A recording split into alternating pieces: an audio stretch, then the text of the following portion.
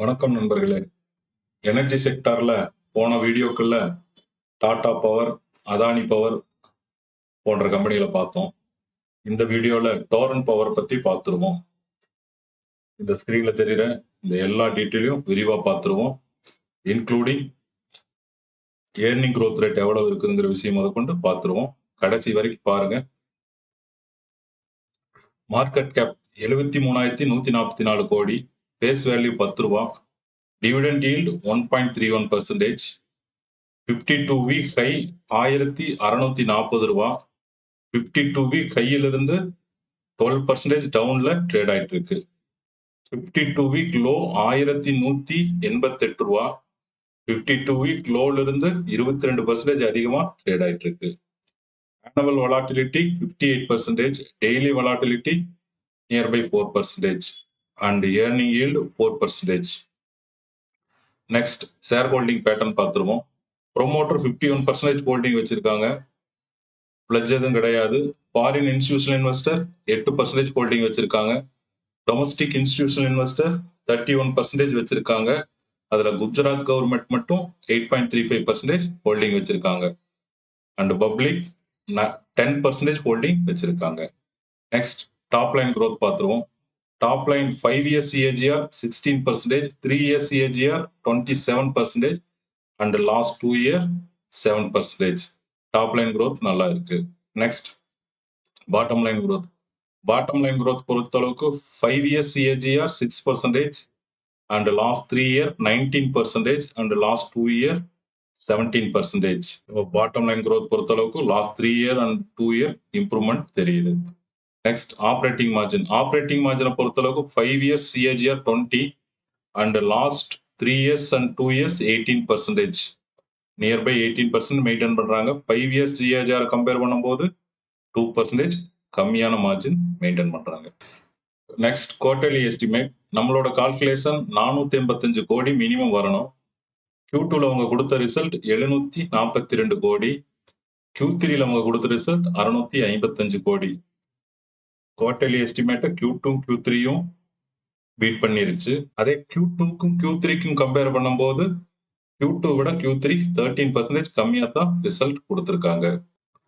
Next relative valuation பார்த்துருவோம். டோரன் பவரோட compare பண்ணா Tata power, NDPC, power grid and Adani power இந்த 4 company எடுத்திருக்கோம். மீடியன் PE 23, அதே 23 இவங்க மெயின்டைன் பண்றாங்க.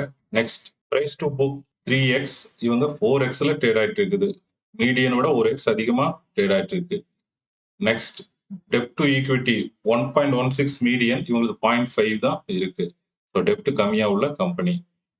அடுத்தது எபிட்டா மார்ஜின் 42% மீடியன், இவங்களது 20% தான் இருக்கு.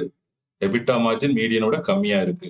And net profit margin median 17, இவங்க 10 தான் வச்சிருக்காங்க. அடுத்தது ரிட்டர்ன் ஆன் ஈக்விட்டி மீடியன் 16, இவங்களும் அதே 16 மெயின்டைன் பண்றாங்க.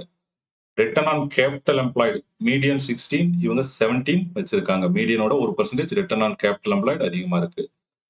அண்ட் டிவிடெண்ட் yield 1% மீடியன், இவங்களும் 1% மெயின்டைன் பண்றாங்க.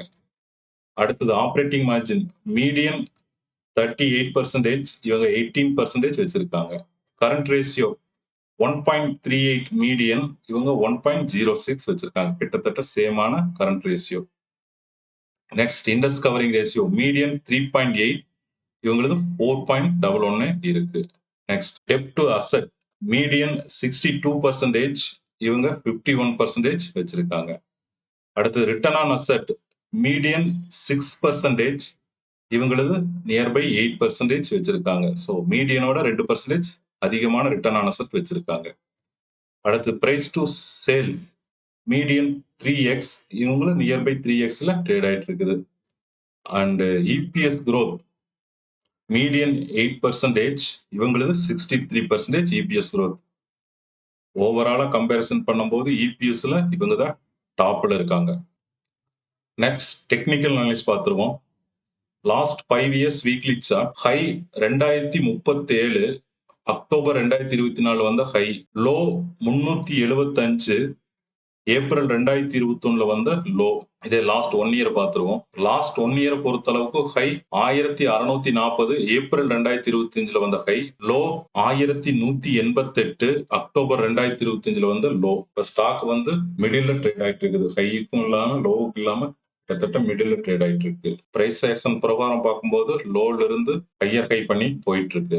இண்டஸ்ட்ரி பிரைஸ் கம்பேரிசன் பார்த்துருவோம். Last 5 years price comparison. Torrent Power plus 252%, Tata Power plus 282%, and NDPC plus 245%, Power Grid plus 129%, and Adani Powers plus 719%. இதே last 1 year பார்த்துருவோம்.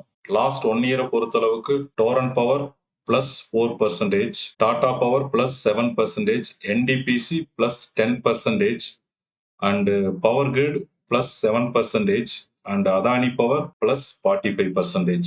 ஓவராலா 10% to 4% குள்ளதான் எல்லா கம்பெனியும் ட்ரேட் ஆயிட்டு இருக்குது, excluding Adani power. Ratio analyse பார்த்துருவோம். EBITDA margin nearby 20, net profit margin 10%, return on equity 16%, return on capital employed 17%, debt to equity 0.5, current ratio 1.06, interest covering ratio 4.11, debt to asset 52%, return on asset 8%, price to sales nearby 3x, price to book nearby 4x, and book value 349 ரூபாய். Enterprise value to EBITDA margin 14, and PEG ratio 4, PEGI ratio 0.33.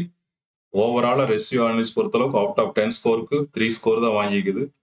நம்ம EBITDA மார்ஜினும் கிட்டத்தட்ட எடுத்துக்கலாம் 4 out of 10க்கு 4 வாங்கிக்கு தான் நம்ம எடுத்துக்கலாம். Next 5 years price history பார்த்துருவோம். 5 இயரோட high 1974, low 378. இதனோட average 1176. இந்த ஆவரேஜ் பிரைஸ்க்கும் கரண்ட் மார்க்கெட் பிரைஸ்க்கும் கம்பேர் பண்ணும்போது 23% ஆவரேஜ் பிரைஸ் விட கரண்ட் மார்க்கெட் பிரைஸ் அதிகமா ட்ரேட் ஆயிட்டு இருக்கு. நெக்ஸ்ட் ஐவி அண்ட் ஐஎம்பி பார்த்துருவோம். இன்டென்சிக் வேல்யூ 413 ரூபாய், இம்ப்ளைடு மார்க்கெட் பிரைஸ் 829 ரூபாய். இது ரெண்டையும் கூட்டி ஆவரேஜ் பண்ணும்போது நம்மளுக்கு கிடைக்கக்கூடிய ஆவரேஜ் ஐவி அண்ட் ஐஎம்பி 621 ரூபாய்.